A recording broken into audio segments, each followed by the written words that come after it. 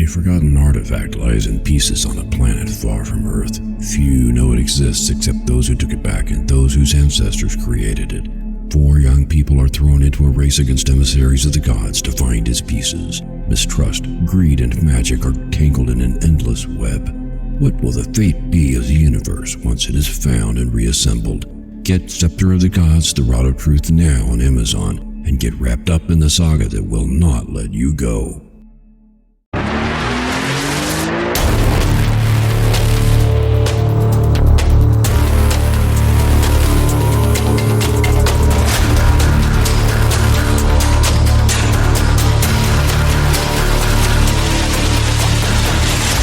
Welcome to the Motivational Devotional, where we merge spirituality and motivation for a balanced approach in pursuing a lifelong dream with relentless intent while in sync with the universe. Take what you can from this podcast to transform your life into the one you want to create.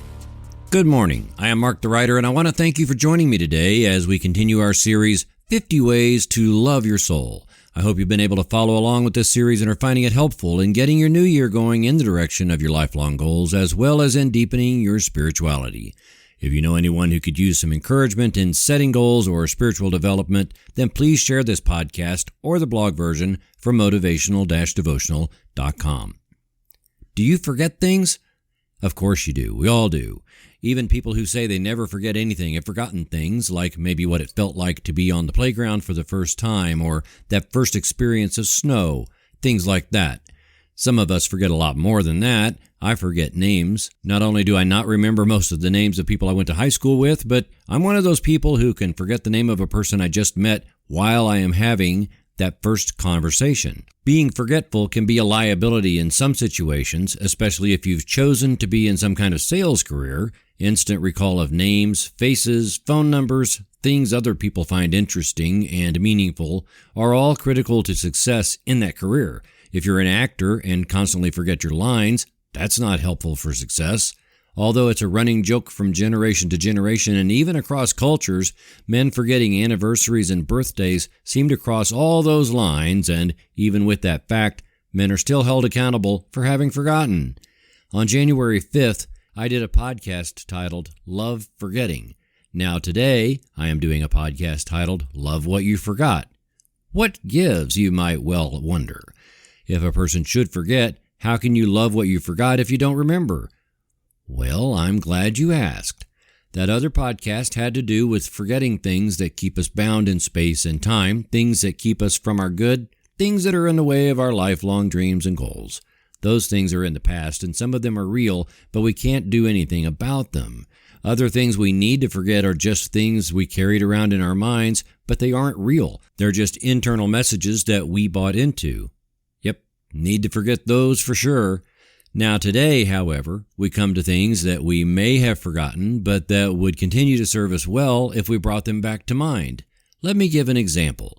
Many moons ago, and I won't say because it really doesn't matter, but let's just say long ago, it was toward the beginning of my spiritual journey of awakening, and by that I mean intentional awakening. Maybe a brief explanation before I go on. I grew up going to church. I went to Sunday school, summer church camp, and was active in the church's youth ministry. I graduated high school knowing a lot of things about the Bible and the goings-on inside churches, but none of that ever helped me delve into the depths of myself. Very little of it, except for summer church camp, 1 week out of 52, helped me explore my purpose in this world.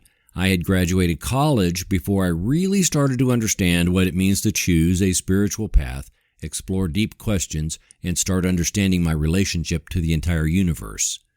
With that explanation, let me then say that there are huge, eye-opening discoveries I made for myself in those days, such as embracing Shunju Suzuki's lectures in Zen Mind, Beginner's Mind, that helped me understand navigating life.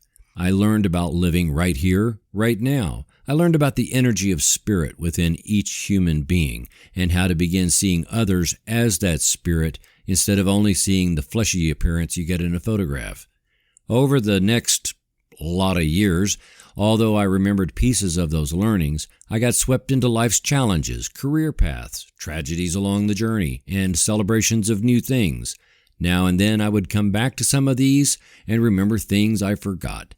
Last year, however, I found an old journal from those days and read my reflections from my first aha experiences. It was profound to read things and think, wow, I realized that way back then? Yes, I realized a lot of cool things back then, but then over the years, I forgot a lot of them. With all that said, I have also realized that even though I consciously forgot a good many things, all of those things I forgot made me who I am now. And, in sync with this series, I love who I am now. I am not yet finished working on myself, but I do love my manifestation of myself in this here and now moment as the person who is all I can be at this here and now moment. Being able to consciously remember things I forgot is a blessing and offers new opportunities for new reflection so that I can continue the cycle of unfolding, shedding spiritual skin, and developing the mind of a beginner.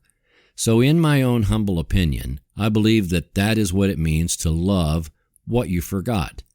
You don't have to remember all the great stuff of your past. You just need to acknowledge that everything you've done, decided, welcomed, grieved, hoped, celebrated, and stumbled over has made you the really cool person that you are now. And all of those things, along with new experiences, will make you into who you will be. The more you trust the universe, the more effectively all of that can shape you. So, whatever you forgot, love it. Bless it. Understand that it's all still in your subconscious mind and it is still with you. And know that all of creation is conspiring in your favor. Trust that the universe always has your back. Writer Maya Angelou once said, "You are the sum total of everything you've ever seen, heard, eaten, smelled, been told, forgot. It's all there. Everything influences each of us. And because of that, I try to make sure that my experiences are positive." Thank you for taking the time to listen today. Please help keep this podcast going by following the Motivational Devotional Facebook page, following @Threefold-Way Radio on Twitter, and sharing the written format of today's message from motivational-devotional.com on your social media. I am deeply grateful for your support, and thank you for letting Motivational Devotional be part of your journey. Peace out. See you tomorrow.